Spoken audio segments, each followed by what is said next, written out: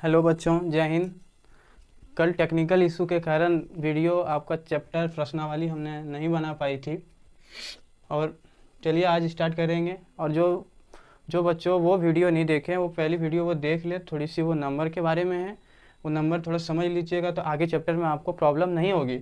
और चलिए, प्रश्नावली 1.1 बनाने से पहले हम लोगों को एक प्रेमिस समझना पड़ेगा, तब आगे और अच्छी तरह से वो हम क्वेश्चन को सॉल्व कर लेंगे।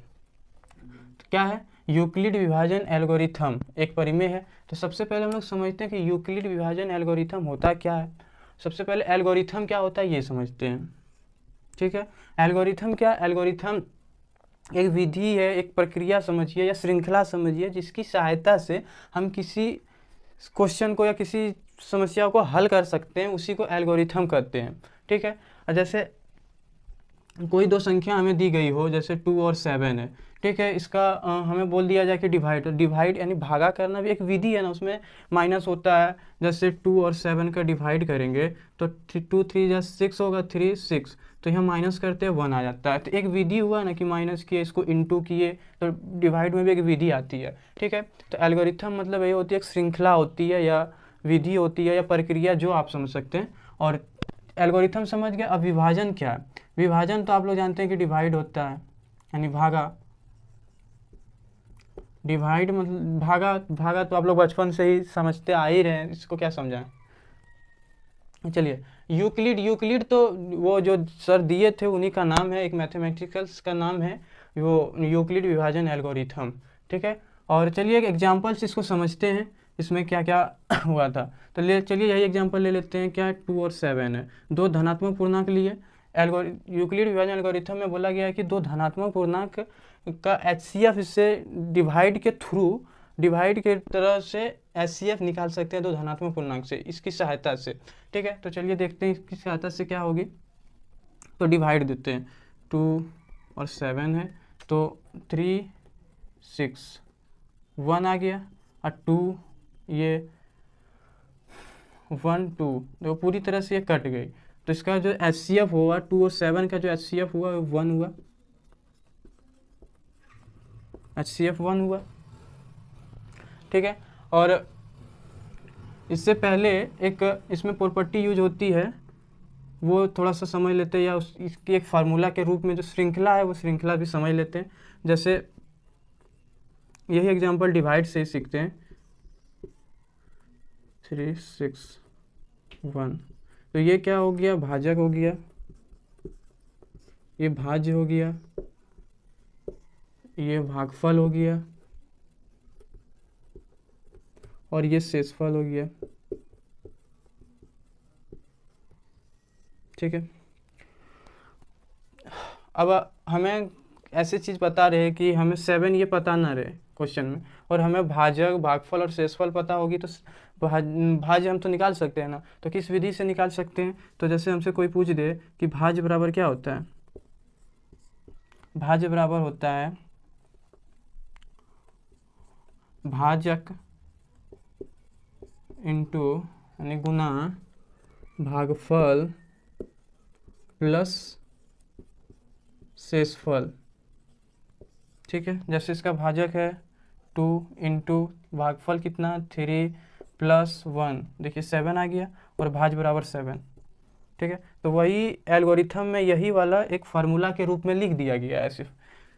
क्या है फार्मूला? जैसे ये इसको A मान लेते हैं, भाजक को B मान लेते हैं, इसको Q मान लेते हैं, ये R है।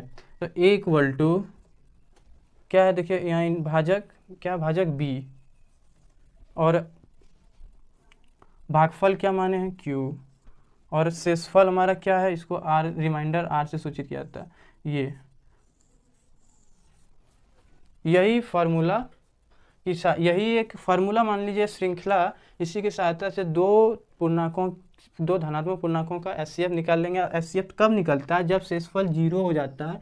यहाँ हमने देख ली 2 में 2 गया, तो यहाँ शेषफल 0 हो गया। 0 हुआ तभी इसका भाजक जो हुआ ये B तभी 0 जब हुआ तभी ये इसका जो भाजक है वो 1 के बराबर आ गया, और 0 हुआ, ये जो भी भाजक आएगा इन्हीं को हम HCF करते हैं, इन्हीं विधि से, ठीक है। इसमें एक और फंडा कि R जो है वो R कहाँ तक कब जीरो या आर का वैल्यू क्या होता है, तो आर का वैल्यू जो होता है वो जीरो से बड़ा होता है और भाजक से छोटा होता है। भाजक यानी डिवाइजर इंग्लिश इसमें इसको कहते हैं। यदि बड़ा भाजक से यदि शेषफल बड़ा हुआ तो फिर से एक बार डिवाइड हो जाएगा, इसलिए एक प्रॉपर्टी है या ऐसे भी ध्यान में रखा जा सकता है। चलिए एक एग्जांपल की सहायता से या कोई चैप्टर 1 में देखते हैं क्या क्वेश्चन है। यूक्लिड विभाजन एल्गोरिथम की सहायता से हम दो पूर्णांकों की HCF निकाल लेते हैं। ठीक है, चलिए अब स्टार्ट करते हैं क्वेश्चन बनाना। सबसे पहले प्रश्नावली 1.1 देखिए, देखा हमने बोर्ड पे लिख लिया। चलिए आप लोग भी अपनी कॉपी में शायद लिख लिए होंगे। पहला क्वेश्चन बनाते हैं। क्या बोला, निम्नलिखित संख्याओं का HCF ज्ञात करने के लिए यूक्लिड विभाजन एल्गोरिथम का प्रयोग कीजिए। तो आपको अभी हमने क्या सिखाया है, एल्गोरिथम का प्रयोग करना। तो सबसे डिवाइड से कैसे निकालते हैं, डिवाइड तो HCF निकालने के बाद आ जाए तो सबसे पहले देखना कि दोनों संख्याओं से बड़ी संख्या कौन है, उसको छोटी संख्या से डिवाइड देना है। तो छोटी सबसे बड़ी संख्या कौन है, तो 225 135। तो इसको डिवाइड करते हैं। पहले 225 को 135 से डिवाइड करेंगे तो कितना आएगा, 1 बार में जाएगा तो 135, माइनस करेंगे 5 में 5 जाएगा 0 1 से ले लेगा 12 12 19 इधर 0। ठीक है, और फिर 135, देखो ये तो पूरी तरह से इसको काट नहीं पाया, अब ये इसका काटा तो इसका भी तो कटेगा। तो चलिए इसको कटाते हैं। तो 1 बार में ये भी जाएगा 90, माइनस करेंगे 5 इधर एक 4। ठीक है, अब फिर इसको करते हैं, फिर ये इसको पूरी तरह से नहीं काटा, ये भी किसी को काटा तो इसका भी कटेगा, शेषफल बच गया। इसलिए चलिए 2 बार में पूरी 90 आ गया, पूरी तरह से ये कट गया। ठीक है, अब शेषफल तो कुछ बचा नहीं। और आपको अभी हम क्या बताए थे एल्गोरिथम में, यूक्लिड विभाजन एल्गोरिथम में ये बताए थे कि शेषफल जहाँ 0 आ जाए उसका भाजक जो होता है वही उसका HCF होता है। इसीलिए यहाँ लिख देंगे, अतः 135 और 225 का HCF कितना है, 45। आंसर आ गया। ठीक है, अब दूसरा क्वेश्चन देखते हैं। दूसरा क्वेश्चन में भी वही देखना कि बड़ा संख्या कौन है, बड़ा संख्या को छोटा संख्या से डिवाइड दे देना। तो बड़ा संख्या हमारा कौन है, तो ये है 38220,196। ठीक है, तो देखिए बहुत बड़ा है तो एक बार मतलब एक साथ उतना करना थोड़ा सा डिफिकल्ट हो जाएगा, तो एक एक करके करते हैं ना इसको। तो देखिए 9 दूना इसको करेंगे 2 बार में तो देखिए ज़्यादा आ जाएगा, ये छोटा हो जाएगा। तो एक बार में पहले करते हैं, एक बार में देते हैं। तो 196 करेंगे, माइनस करेंगे तो ये 6 बचेगा, फिर 8 बचेगा, यहाँ 2 में बन जाएगा 186 बच जाएगा। अब यहाँ तक ये फिर आएगा, ये आया। अब इसको कितना बार से इंटू करते हैं, 9 से कर देते हैं। 9 से इंटू करेंगे तो ये आ जाएगा हमारा 4 आ जाएगा, फिर 9 9 6 86 के 6 बचा 8, और फिर 8 7 17, 8 और 9 17 बचेगा। इसको माइनस करेंगे तो 2 12 में 4 जाएगा, 8 बचेगा और एक पैंचा ले लिया तो 5 5 15 में 6 जाएगा, 9 बचेगा। ये खत्म, ये खत्म।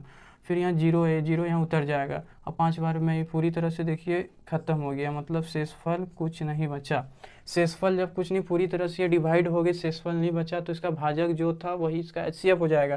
तो यहाँ लिख देना, अतः 196 और 38220 का HCF 196 होगा आंसर। ठीक है, तीसरा नंबर बता दे या आप लोग कर लीजिएगा। चलिए बता ही देते हैं। इसमें फिर देखना कि बड़ा संख्या कौन है, ये तो देखिए ये है 867 तो 867 बड़ा होता है या 255 बड़ा होता है। तो देखिए बड़ा तो इसमें 867 होता है। तो चलिए डिवाइड करते हैं इसको छोटा संख्या से डिवाइड क्या होगा, 255 जो दिया है। ठीक है, तो देखते हैं, देखिए 8 3 से देते हैं, 3 से देंगे तो यह हो जाएगा 765, 765 हो जाएगा।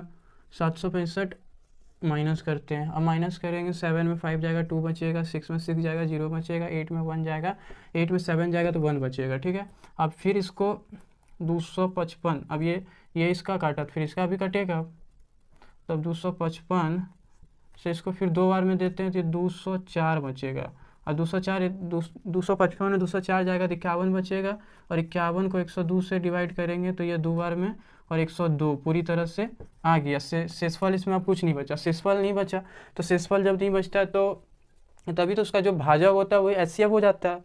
तो शेषफल देखिए इसमें 0 आ गया, शेषफल अब 0 आ गया, तो अब यहाँ लिख देंगे 8 6 7 और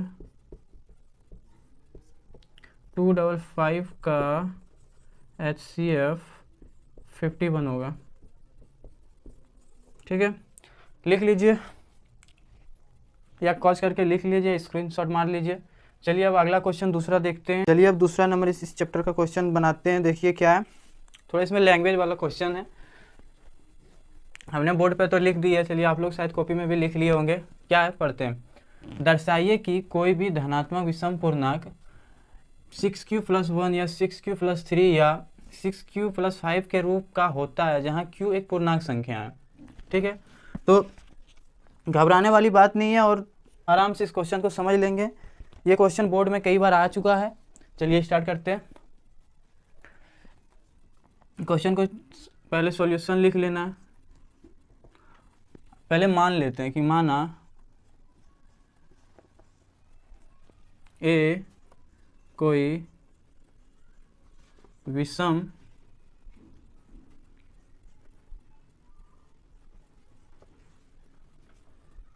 धनात्मक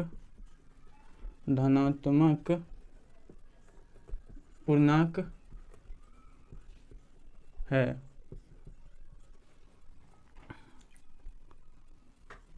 जिसका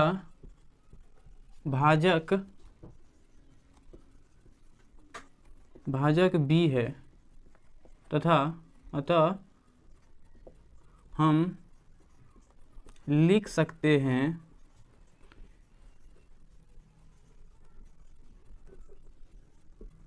कि ये वाला फॉर्म विषम, इसको a मान लिए हैं तो 6q + 1 6q + 3 तथा 6q + 5 के रूप में।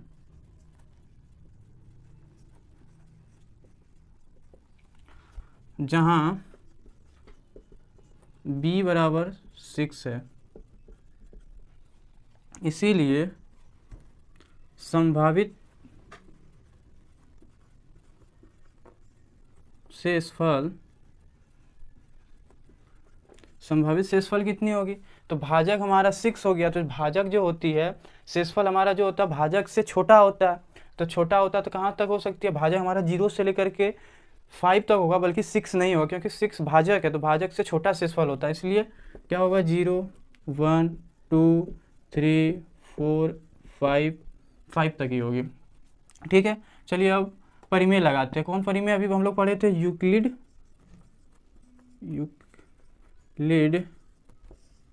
विभाजन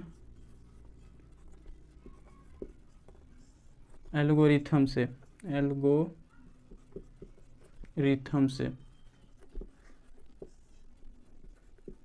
क्या होता है, A =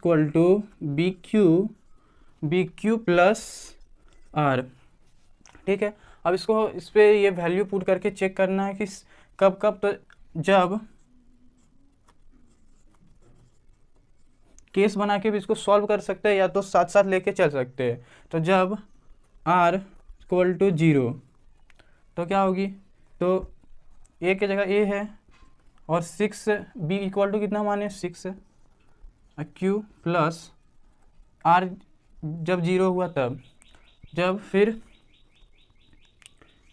A = 6Q R जब 1 बराबर, जब 1 होगी तो फिर A = जब R 2 होगी तो 6Q + 2, जब R 3 होगी तो A = 6Q + 3, जब R 4 होगी तो तो A equal to 6Q plus 4, और जब R 5 होगी A equal to 6Q plus 5। अब चेक करना है क्या कौन सम है कौन विषम है, ठीक है। तो ये जो होगा 6Q, 6 क्या है हमारी सम संख्या है, सम संख्या के साथ कोई भी पूर्णांक गुना जब होता है तो वो सम ही बनता है। चलिए एग्जांपल लेके देख लेते हैं। तो एग्जांपल जैसे 6 है, आप विषम संख्या आप लोग सोच लीजिए, जैसे 3 है तो कितना होगा 6 × 3 18, 18 एक सम संख्या है। फिर लेते हैं देखिए 6 × 2 लेते हैं तो 12, देखिए सम संख्या आया। तो 6 एक सम संख्या के साथ कोई भी पूर्णांक संख्या इंटू होगा तो वो सम संख्या बनेगी। तो ये क्या हो गया, इवन हो गया, इवन मतलब सम हो गया, ठीक है।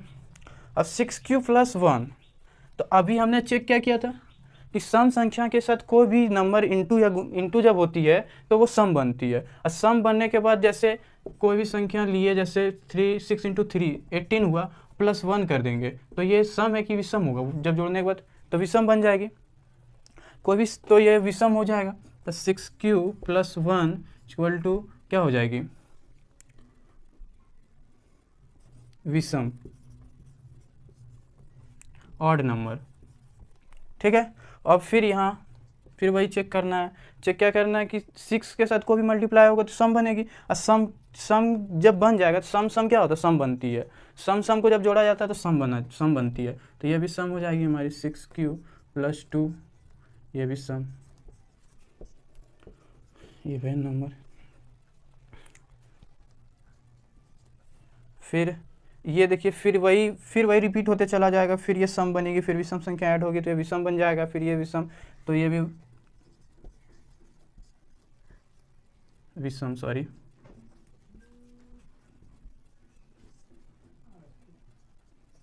फिर देखिए सम बना, सम के साथ सम ऐड हुआ तो सम ही बनेगी। तो चलिए ये भी सम संख्या होगा, ठीक है। फिर ये 6Q प्लस 5, ये विषम संख्या 5 और 6 के साथ कोई भी इंटू होती है सम। और जैसे सम अभी एक एग्जांपल दिखाएं कि 6 × 2, तो ये दोनों इंटू हुआ तो सम बना 12, अब प्लस 5 तो कितनी होगी 17। 17 क्या एक विषम संख्या है, तो विषम संख्या बनी 6Q प्लस 5 विषम है, ठीक है। तो हमें क्वेश्चन में क्या बोला गया था, सिद्ध करना था कि धनात्मक विषम संख्या कौन कौन दिखलाती है, ठीक है। अब इसमें एक यहाँ तक क्वेश्चन बन गया, अब कंक्लूजन सिर्फ देना है, बस क्वेश्चन पूरी तरह से कंप्लीट हो जाएगी।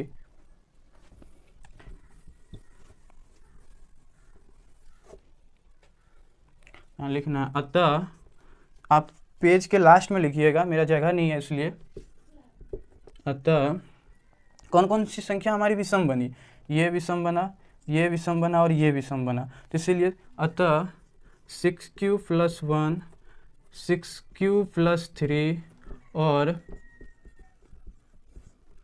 6Q प्लस 5 एक विषम धनात्मक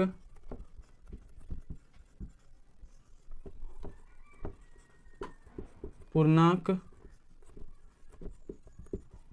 होती है। बस इतना कर दीजिएगा, आपको 3 नंबर मिल जाएगा। चलिए अब अगला क्वेश्चन देखते हैं, एक बार देख लीजिए, नोट करना नोट कर लीजिए, पॉज करके वीडियो या स्क्रीनशॉट ले लीजिए। चलिए हम मिटाते हैं अब।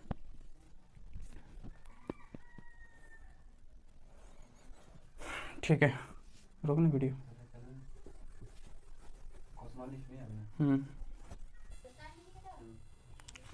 अब तीसरा नंबर क्वेश्चन देखते हैं, लेकिन इसमें एक बात है, ये क्वेश्चन आपके बुक में देखिए थोड़ी बड़ी है और बोर्ड का साइज थोड़ा छोटा है, इसलिए आपको दिखा देते हैं। क्वेश्चन नंबर 3 हम पढ़ देते हैं और सॉल्व करते हैं, हम करेंगे सॉल्व। क्या है, किसी पैरेड में 616 सदस्यों वाली एक सेना की आर्मी की टुकड़ी को 32 सदस्यों वाली एक आर्मी के बैंड के पीछे मार्च करना है। दोनों समूह को समान संख्या में स्तंभों में मार्च करना। उन स्तंभों की अधिकतम संख्या क्या है जिसमें वे मार्च कर सकते हैं। इस क्वेश्चन में क्या बोला है कि क्वेश्चन नंबर 4 में बोला है कि 616 आर्मी की एक टुकड़ी है, मतलब आर्मी की टुकड़ी है, मतलब जैसे होता है ना कि प्लाटून होती है, तो वो तो आर्मी की एक टुकड़ी है, तथा दूसरा क्या बोला है कि इसमें 32 को और है वो आप पैरेड करते हैं, तो उसमें ना देख उसमें होता है ना कि ढोल वाला जो एक अलग बैंड वाला होती है वो होती है, तो उसकी संख्या वो 32 सदस्य हैं। ठीक है, अब यहाँ क्वेश्चन ये क्या पूछा है, क्वेश्चन पूछा है कि कैसा एक लाइन बनाया जाए जो अधिकतम संख्या में मार्च कर सके, जिसमें वे मार्च कर सके, कितनी अधिक संख्या बनाए जो वो आसानी से मार्च कर सके, मतलब घूम सके। पैरेड जो होती है ना, देखिए साथ साथ चलती है, आदमी यहाँ एक कदम एक साथ साथ साथ साथ ऐसे चल रही है। अभी हाल ही में 15 अगस्त हुआ है, ये टुकड़ी समझ लीजिए, ये प्लाटून समझ लीजिए। ठीक है, तो इसमें क्वेश्चन हमारी क्या पूछी है कि अधिकतम,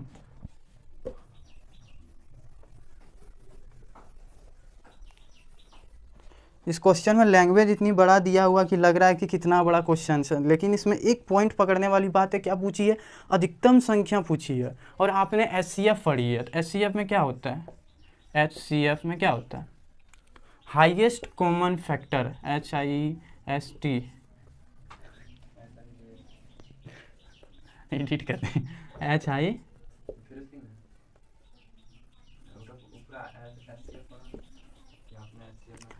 आपने एचसीएफ में पढ़ा है कि एचसीएफ मीन क्या होता है, उसका full form highest common factor, HCF. तो हाईएस्ट, हाईएस्ट मतलब क्या होता है, अधिकतम, HCF। रुकिएगा, थोड़ा सा इंक डाल लेते हैं, तब तक आप लोग कीजिए।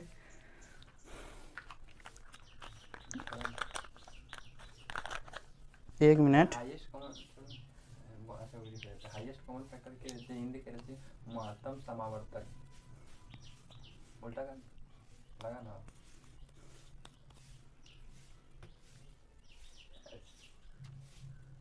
महत्तम समावर्तक मतलब अधिकतम समान,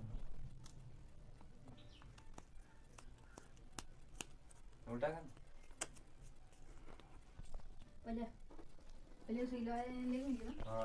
ठीक है। इस 3 नंबर में एक पॉइंट देखिए, लास्ट में देखिए क्या,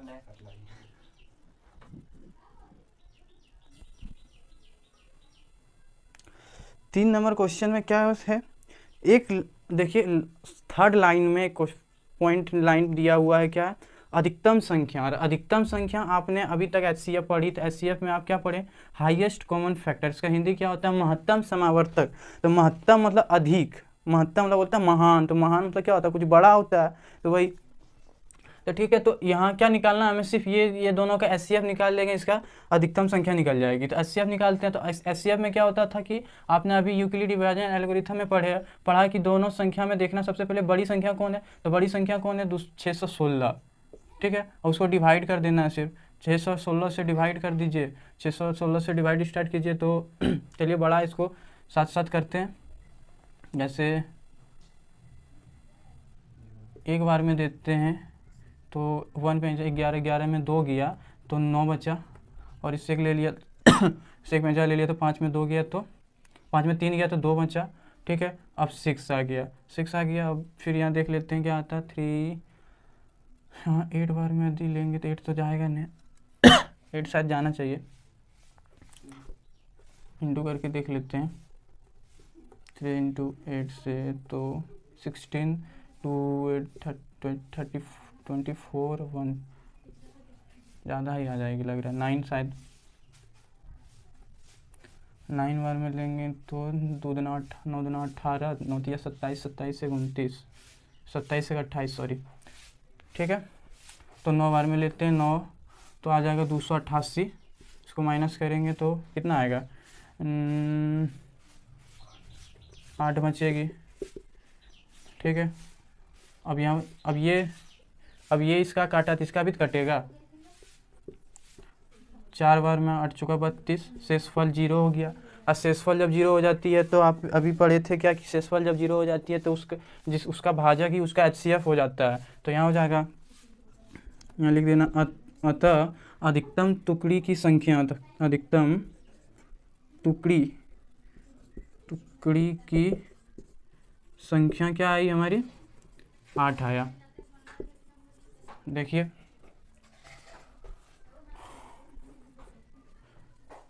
ठीक है, क्वेश्चन क्या बोल रहा है, यूक्लिड विभाजन प्रेमिका का प्रयोग कर दर्शाइए कि किसी धनात्मक पूर्णांक का वर्ग किसी पूर्णांक m के लिए कोई धनात्मक संख्या m के रूप में लेना है जो 3m + 3m1 प्लस के रूप का होता है। ठीक है, तो चलिए पहले सॉल्यूशन लिखते हैं और स्टार्ट करते हैं। क्या बोला है कि कोई धनात्मक पूर्णांक, तो मान लेते हैं, माना a कोई धनात्मक विषम पूर्णांक संख्या है। ठीक है, मान लिए तथा या छोड़ो जिसका भाजक b है। ठीक है, जहां b बराबर 3 मान लेंगे और q = m के रूप में लेके चलेंगे, q को m के रूप में लेके चलेंगे। ठीक है, और जब भाजक 3 हो गया तो यूक्लिड प्रमेय में क्या बताया था कि जब भाजक 3 हो गया तो शेषफल जो होता है, रिमाइंडर जो होता है वो भाजक से छोटा होता है, तो कहाँ तक होगा, तो यहाँ लिखेंगे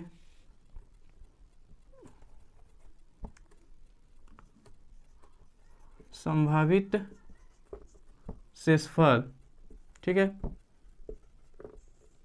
क्या क्या हो सकता है, भाजक से छोटा होगा और 0 से बड़ा होगा, तो मतलब 0 के बराबर या 0 से बड़ा, तो 0 होगा, 1 होगा और 2 होगा इसमें।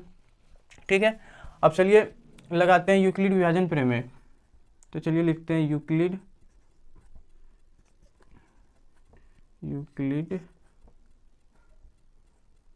विभाजन प्रमेय से। ठीक है, यूक्लिड विभाजन प्रमेय में हम लोग क्या पढ़े थे, a = bq + r, जहाँ r = ग्रेटर देन मतलब 0 के बराबर या 0 से बड़ा और भाजक से छोटा। ठीक है, तो अब इसके रूप में लिखते हैं a, अब यहाँ b बराबर 3 है, q को क्या बोले थे, q को m के रूप में मान के चलना, तो q m हो गया प्लस r। अब केस यहाँ केस देखे क्या क्या r क्या हो सकता है, r = 0 0 1 2, तो पहला केस लेके चलते हैं, केस 1 में जब r बराबर 0 है। ठीक है, तब चलिए प्रमेय वाला बिठा देते हैं, 3m + r = 3m plus r के जगह 0 रख दिए तो a = 3m। अब यहाँ क्वेश्चन क्या बोला है कि धनात्मक पूर्णांक का वर्ग करना, ये पूर्णांक के रूप में आया, अब इसका वर्ग करते हैं, तो यहाँ लिख देंगे वर्ग करने पर। ठीक है, अब दोनों तरफ वर्ग करेंगे तो ए का वर्ग मतलब स्क्वायर करना है। ठीक है, तो स्क्वायर करेंगे दोनों तरफ, तो ए पर स्क्वायर करेंगे तो ए का स्क्वायर हो जाएगा, और 3m का स्क्वायर करेंगे तो a² और ये 3m², तो ये 9m² होगा। 3 का स्क्वायर 3 तिहाई 9, 3 को 3 बार गुना करेंगे तो 9 आएगा, और कोई भी ABCD के फॉर्म में यदि स्क्वायर रहता है तो फिर स्क्वायर रह ही जाता है। ठीक है, अब यहाँ से यदि हम a² = 3 × 3m² लिखेंगे तो कोई दिक्कत है, 3 तिहाई 9m²। ठीक है, अब यहाँ a² = 3, अब यहाँ क्या करते हैं कि ABCD वाला फॉर्म जो है उसको कांस्टेंट मान लेना है। ठीक है, उसको कांस्टेंट मान लेंगे, क्या मान लेंगे, m के रूप में, तो a² = 3m, और यहाँ लिख देना है जहाँ m = 3m²। ठीक है, एक समीकरण कंप्लीट हो गया। अब दूसरा फिर क्या है, केस 2 बनाते हैं। केस 2, जब r बराबर 1 के रूप में लेके चलेंगे। ठीक है, फिर वही प्रमेय में क्या है, यहाँ देखिए = 3m + r, = 3m, r के जगह पे 1 रख देंगे। अब फिर दोनों तरफ वर्ग करने पर यहाँ लिखेंगे वर्ग करने पर, a का स्क्वायर करेंगे, a² होगा 3m + 1 का, इस पे पूरा आएगा तो होल स्क्वायर बन जाएगा। और आप लोग a + b का होल स्क्वायर पढ़े होंगे पिछले क्लास में 7-8 में। a + b का होल स्क्वायर क्या होता है, a + b का होल स्क्वायर क्या होता है, a + b का होल स्क्वायर होता है a² + b² + 2ab। ठीक है, तो इसको a मान लेते हैं, ये b हो गया। अब चलिए a प्लस बी के फॉर्म में इसको इस रूप में तोड़ देते हैं। तो a स्क्वायर है, इसको a मान लिए हैं, ये b है हमारा। ठीक है, तो a हमारा हो गया 3m स्क्वायर, a की जगह पे स्क्वायर करना है तो 3m का इसका होल स्क्वायर प्लस b हमारा क्या है, b फिर b का स्क्वायर होता है, फिर b हमारा क्या 1 का स्क्वायर प्लस 2ab यानी 2 फिर a इन गुना b, तो यानी 2 गुना हो गया। फिर a हमारा क्या है 3m है और b हमारा क्या है 1 है। ठीक है, 3a स्क्वायर और 3m का स्क्वायर क्या होता है 9m स्क्वायर होता है, अभी इधर पीछे किए थे। और 1 का स्क्वायर 1 होता है और 2 इंटू थ्री क्या होता है 6 होता है। 2 इंटू 3 इंटू 1 है तो 1 गुना 1 1 होता है, 2 गुना 1 1 2 होता है, 3 गुना 1 3 होता है। उसी तरह 1 का तो कोई टेंशन नहीं है, ये दोनों गुना करेंगे 6m के बराबर आ जाएगा। ठीक है, अब इसको सही से लिख लेते हैं, तो 3m square plus 6m plus 1। अभी आपको हम क्या बोले थे, क्या ABCD वाले फॉर्म जितना है उससे कॉमन लेना है। तो इससे पहले ये दोनों से क्या कॉमन आ रहा है, 9 और 6 से कॉमन हमारा क्या आ रहा है, a स्क्वायर इक्वल टू 3 अधिक कॉमन ले लेते हैं तो 3m स्क्वायर प्लस 2m बचेगा। देखिए 3 को अंदर लेके जाएंगे 9m स्क्वायर हो जाएगा, 3 को अंदर लेके जाएंगे 2 से गुना करेंगे 6m बन जाएगा। अब प्लस ये 1 है बाहर में, इसको बाहर में ही रहने दीजिए इसको। ठीक है, चलिए आगे बढ़ते हैं। आगे क्या है, आगे अब 3, अभी आपको हम क्या बोले थे ABCD फॉर्म जितना इसमें इस क्वेश्चन में दिखे ABCD फॉर्म है, जैसे m है, आप कुछ और मान के चलेंगे तो उसको एक कांस्टेंट के रूप में उसको लिख देना है, मान लेना है। तो ठीक है, तो a स्क्वायर इक्वल टू 3, इसको पूरा एक m मान लिए, एक बार लिख देते हैं 3m square plus 2m plus 1। अब इसको पूरा जो है ये ABCD फॉर्म वाला है, इसको एक कांस्टेंट मान लेते हैं तो m मान लेते हैं, a square equal to 3m plus 1। यहाँ लिख देना जहाँ 3m square plus 2m equal to m के बराबर मान लिए हैं, क्या है कांस्टेंट के रूप में। तो क्या हो गया a square equal to 3m plus 1। दूसरा समीकरण पूरा हो गया। 2 को भी देखिए एक 0 के रूप में रखिए तो 3m के रूप में आ गया है। हाँ, यहाँ देखिए 3m के रूप में आ गया है, समीकरण एक कंप्लीट। केस 2 यहाँ स्टार्ट किया, केस 2 में भी 1 रखिए तो 3m प्लस 1 के रूप में आ गया। अब ये दोनों के रूप में तो आ गया, लेकिन अब आगे भी एक चेक कर लेते हैं 2, तो केस 3 बनाते हैं। अब केस 3 जब r इक्वल टू 2 मान लिए, क्योंकि शेष 3 तो होगा नहीं, 2 तक ही जाएगा, क्योंकि भाजक ही हमारा 3 है, तो शेषफल उससे छोटा होता है, तो 2 मान लिए। अब फिर यूक्लिड विभाजन प्रमेय यहाँ ये हम लोग जो बनाए थे यहाँ से लिखते हैं, तो यहाँ लिखे a equal to 3m plus r, a equal to 3m और r के जगह पे 2 रखे हैं यानी 2। ठीक है, अब फिर दोनों तरफ वर्ग करने पर यहाँ लिख देंगे वर्ग करने पर a स्क्वायर ही हो जाएगा और 3m प्लस 2 का होल स्क्वायर हो जाएगा। a प्लस बी का होल स्क्वायर अभी आपको बताएं क्या होता है, a प्लस का a स्क्वायर यानी 3m का स्क्वायर प्लस b स्क्वायर यानी 2 का स्क्वायर प्लस 2ab यानी 2 इंटू 3 इंटू 2, a स्क्वायर ही बन जाएगा और 3m का स्क्वायर 9m स्क्वायर बन जाएगा और 4 का स्क्वायर 2 का स्क्वायर 4 हो जाएगा और ये हो जाएगा 2 तिहाई 6 6 दूना 12 यानी 12m हो जाएगा। ठीक है, अब इसको थोड़ा सा देख लीजिएगा, कंजस्टेड जगह है। a स्क्वायर इक्वल टू यहाँ से किए, ये ध्यान रखिएगा।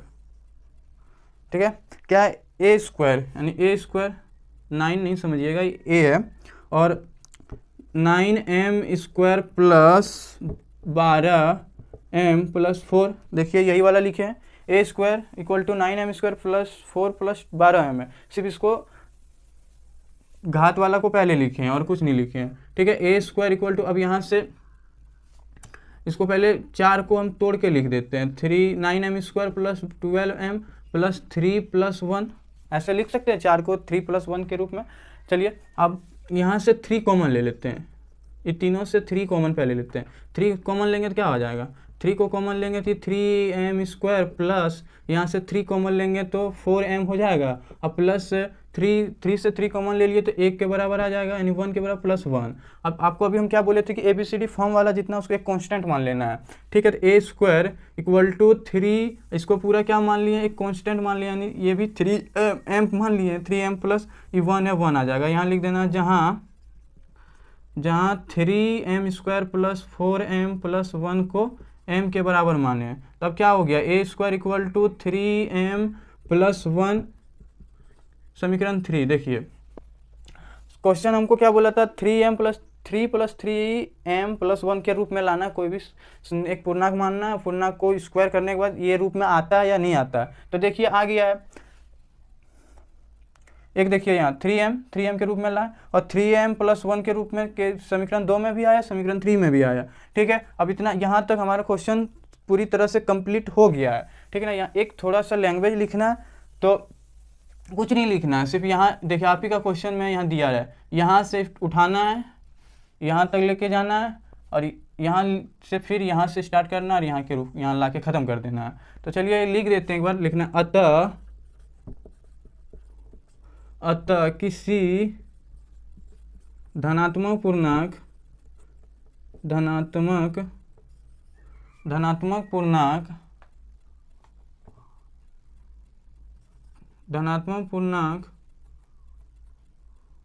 का वर्ग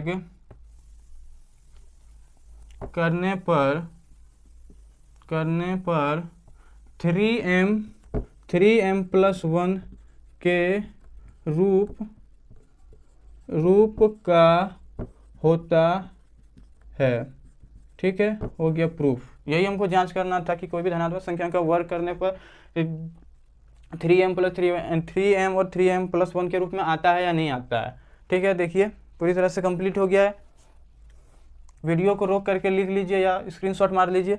चलिए अब लास्ट क्वेश्चन इस चैप्टर का बनाते हैं, फिर नेक्स्ट डे अगला चैप्टर स्टार्ट करेंगे। अगला क्वेश्चन में भी कोई थोड़ा सा सिर्फ यहाँ वर्ग करने बोला था, और वहाँ अगला क्वेश्चन में क्या बोला, सिर्फ घन करना, यानी 2 बार यहाँ गुना करना हुआ, 3 बार गुना कर देंगे, और क्या है, और कुछ नहीं है। चलिए उसको भी देखते हैं। सारा जितना मेथड इसमें लगा है वही मेथड उसमें भी लगेगा, दूसरा कुछ और नहीं लगेगा। चलिए देखिए 5वां नंबर क्वेश्चन स्टार्ट करते हैं।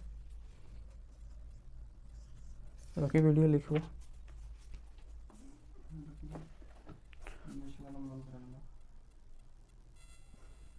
चलिए 5वां नंबर क्वेश्चन स्टार्ट करते हैं। क्या क्वेश्चन पढ़ते हैं, चलिए पढ़िए, साथ साथ पढ़ते हैं।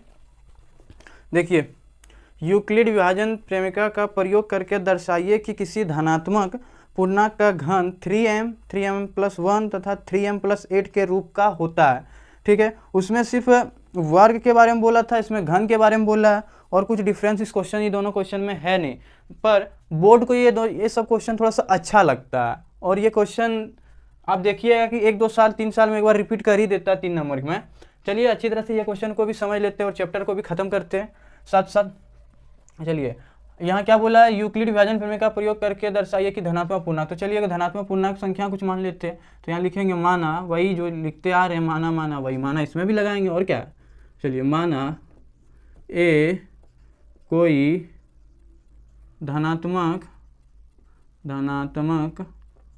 पूर्णांक संख्या है, ठीक है, जिसका संख्या है, ठीक है। फिर लिखेंगे जिसका भाजक b है, ठीक है। जहां देखिए उसमें 3 को लेके था तो 3 मान लिया हमने भाजक, लेकिन यहाँ 3 नहीं है बल्कि 9 है। यदि आप 9 लेके मान के चलिएगा ना तो इसमें क्वेश्चन तो बन जाएगा, लेकिन बहुत लेंदी चल जाएगा। 3 को लेके चले थे तो शेषफल हमारा 0, 1 और 2 आया, 0, 1, 2 आया, जिसके कारण 3 केस में अच्छी तरह समझ में आ गया। यदि आप 9 लेके चलेंगे 9 केस बनेगा, और 9 केस आप हमको लगता है 2 से 2.5 पेज में पूरा क्वेश्चन ये बनेगा, उस तरह बनाइएगा। लेकिन एक थोड़ा सा दिमाग यूज कर लेते हैं, यदि 9 भी 3 और 9 तो एक ही टर्म में आते हैं, एक ही के गुणनखंड एक दूसरे के हैं। तो चलिए 9 ना मान के हम b को 3 मान लेते हैं। तो चलिए b बराबर 3 हो गया, तथा Q को तो m के रूप में मान के चलेंगे ही, तथा तो यदि b बराबर 3 हो गया तो संभावित शेषफल क्या क्या होगा? संभावित शेषफल आपको हम क्या बताए थे, भाजक से छोटा होता है शेषफल और 0 के बराबर या 0 से बड़ा होता है। तो संभावित शेषफल हमारा क्या क्या, जब भाजक हम 3 मान लिए तो शेषफल हमारा क्या क्या हो सकता है, फिर 0, 1 और 2 ही होगा, और क्या हो सकता है। चलिए अब प्रमेय लगाते हैं, देखते हैं क्या होता है। यूक्लिड विभाजन प्रमेय से, ठीक है। यूक्लिड विभाजन प्रमेय हम क्या पढ़े हैं, a equal to b Q plus r. A है, बी हमारा 3 है, क्यू को m के रूप में लेके चल रहे हैं और आर है। अब चलिए अब 3 केस को सॉल्व करके देखते हैं क्या 3m प्लस 3m 3 और m फिर 3m प्लस 1 या 3m प्लस 8 के रूप में आता है या नहीं आता है।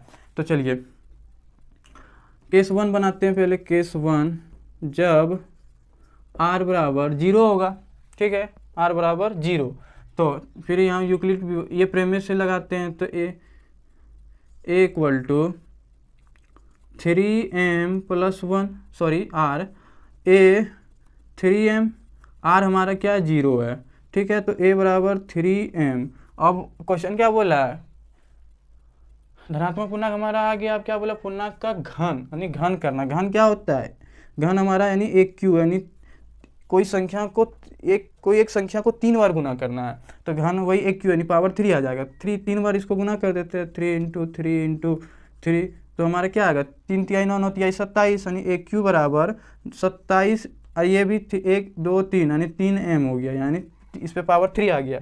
चलिए यदि हम इससे 9 को कॉमन ले लेते हैं, यदि 9 को कॉमन ले लेंगे, यहाँ से 9 को कॉमन लेंगे तो क्या 3m क्यू के रूप में आएगा, 9 तिया 27, 9 तिया 27, ठीक है। और आपको पिछला क्वेश्चन में भी बताए थे कि ABCD फॉर्म वाले को कांस्टेंट मान लेना है आंख मूंद के। तो चलिए कांस्टेंट इसमें भी मान लेते हैं। एक क्यू बराबर 3, इसको कांस्टेंट मान लिए तो m मान लिए, यहाँ लिख देना है जहाँ 3m क्यू बराबर m मान लिए, ठीक है। तो अब ये देखिए एक क्यू बराबर 3m, हमारा ये एक समीकरण कंप्लीट हुआ। अब दूसरा चलते हैं, केस 2 को देखते हैं। केस 2 हमारा क्या है, केस 2 हमारा बोला जब r बराबर 1 हो, जब r बराबर 1 हो। तो चलिए केस 2 में यही देखते हैं कि r बराबर 1 हो। तो फिर वही यूक्लिड विभाजन, यहाँ देखिए क्या लिखेंगे, a बराबर 3m plus r, a 3m और r हमारा क्या है 1 है, यानी 1 हो जाएगा। फिर एक सॉरी यहाँ एक चीज़ लिखने हम भूल गए, आप लोग थोड़ा सा लिख लीजिएगा, जगह देखिए यहाँ कम है, यहाँ लिखिएगा घन करने पर, ठीक है। यहाँ भी वही लिखेंगे घन करने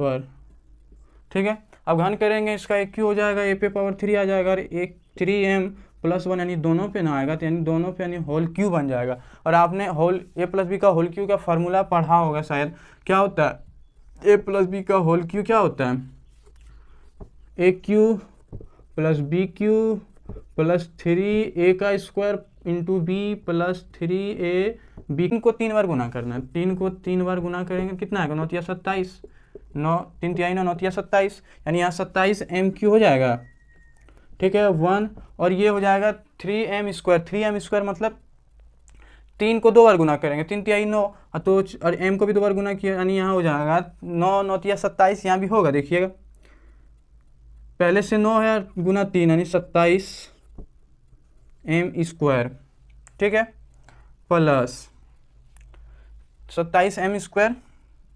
फिर यहाँ देखिए 3 तिहाई 9 9 और एक पे स्क्वायर हो, क्यूब हो, पावर कुछ भी हो, एक के साथ एक का गुना एक के साथ कितना बार करे, एक ही आता है। तो 3 गुना 3 यानी 9m। अब चलिए थोड़ा सा अच्छा तरह से लिख लेते हैं। फिर यहाँ प्लस होगा, एक क्यू प्लस ना, यहाँ प्लस होगा, ध्यान रखिएगा थोड़ा सा। चलिए अब लिखते हैं एक क्यू बराबर 27m Q plus 27m square plus 9m plus 1, यही ना होगा। चलिए अब इन तीनों से यदि 9 को हम कॉमन ले ले, 9 को कॉमन तीनों से आ सकता है। देखिए 9 इसमें भी 9 आता है, इसमें भी 9 आता है, इसमें भी 9 आता है। 9 तिया 27, 9 तिया 27, 9 9 9 एका 9। तो चलिए अब यहाँ से 9 को कॉमन ले लेंगे, 9 को कॉमन ले लेंगे तो यहाँ 9 तिया 27 यानी 3m³ हो जाएगा, 3m³ हो जाएगा। और यहाँ से 9 तिया 27 यहाँ भी 3m² हो जाएगा। और यहाँ 9 को बाहर निकाल लिया यानी एक बार में निकलेगा तो यानी सिर्फ m बच जाएगा, ठीक है, +1। और आपको हम क्या बताएं कि ABCD फॉर्मूला जहाँ दिखे उसको कांस्टेंट मान लेना और उसको हटा देना। तो चलिए अब AQ बराबर 9 और इतना जो है इसको पूरा क्या मानना, कांस्टेंट के रूप में। आप हम m मान रहे हैं क्योंकि क्वेश्चन में हमें m के रूप में निकालना है, तो m के रूप में ही मानते हैं। चलिए इसको m मान लिए हैं, अब +1, ठीक है। और यहाँ लिख देना है जहाँ m बराबर, जहाँ 3m³ + 3m² + m = m के बराबर है, क्योंकि हम माने हैं।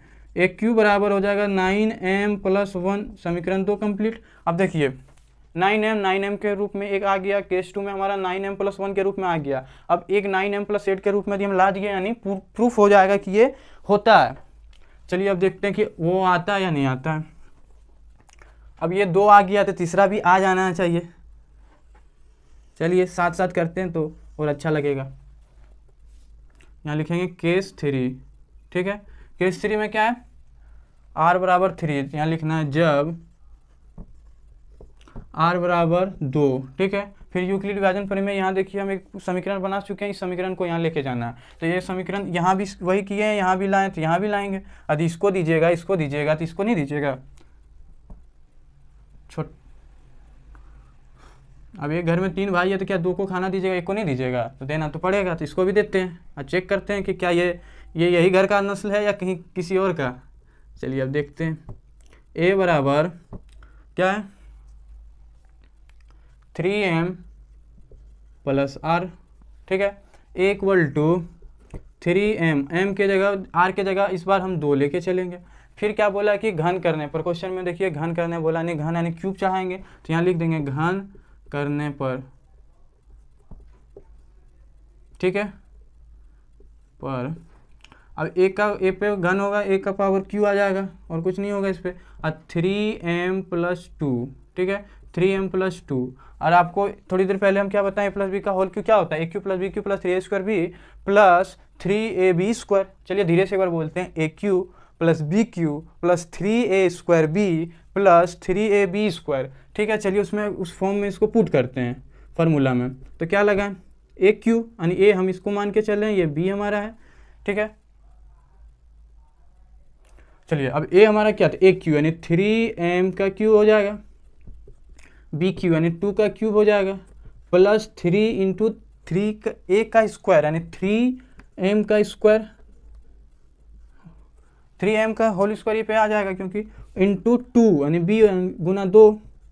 फिर होता है 3ab² यानी 3a यानी 3 × a यानी 3m × b² गुना किए b का स्क्वायर यानी 2 का स्क्वायर हो जाएगा, ठीक है। चलिए अब AQ बराबर यहाँ हो जाएगा 9 का क्यूब, 3 का क्यूब कितना होता है 27m³ + 2 का क्यूब कितना होता है, 2 को 3 बार गुना कीजिए, 2 × 2 × 2, 2 दूना 4, 4 दूना 8, तो 8। यहाँ कोई ABCD फॉर्म नहीं है इसलिए क्यू हट गया। ABCD फॉर्म पे कभी भी पावर नहीं जाता है। तो AQ + 3 का स्क्वायर 9, 9 तिया 27, 27 दूना 54 हो जाएगा।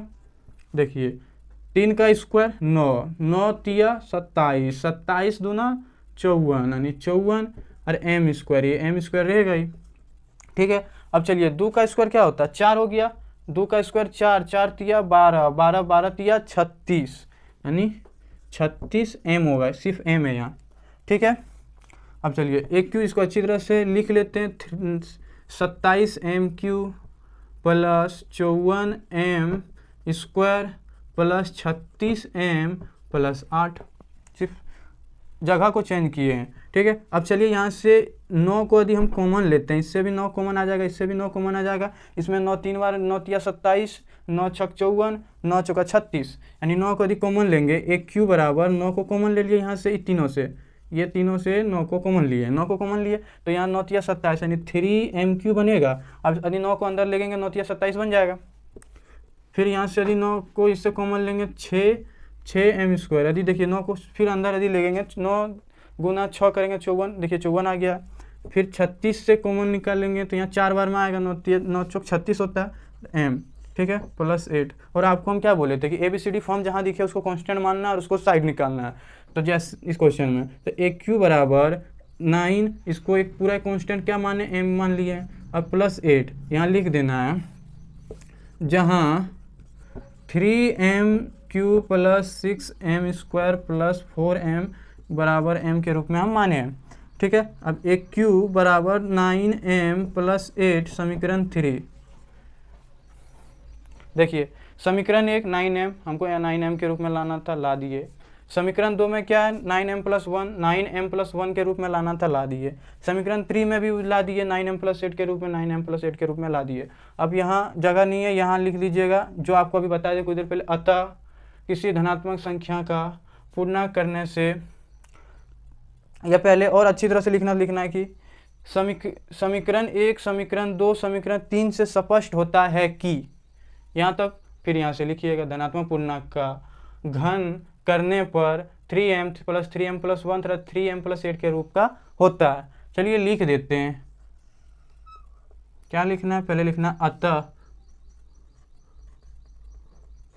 समीकरण 1, 2 और ये लास्ट पोर्शन है, सबसे लास्ट में ये लिखना, कॉपी के अंत में, ये नहीं कि शुरू में लिखना है, यहाँ जगह नहीं है इसलिए हम लिखे हैं भाई, ठीक है। क्या लिखना, अतः समीकरण 1, 2 और 3 से स्पष्ट होता है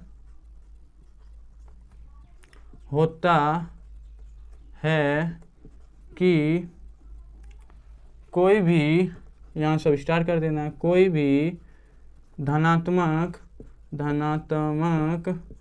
पूर्णांक का घन करने पर 3m तथा 3m प्लस 1 तथा 3m plus 1 plus 3m plus 8 के रूप का होता है। बस इतना लिख देना। हो सकता है कि आपके बोर्ड एग्जाम में आ जाए और आराम से आप तीन नंबर में पूछता है, 3 नंबर ले लीजिएगा, 1 नंबर नहीं कटेगा, स्टेप बाय स्टेप बना दीजिएगा, आराम से आपको फुल नंबर मिलेगा। चलिए, आपको उम्मीद होगा कि पूरा चैप्टर आपको समझ में आया होगा। चलिए पढ़ते रहिए मन से। जय हिंद, जय भारत।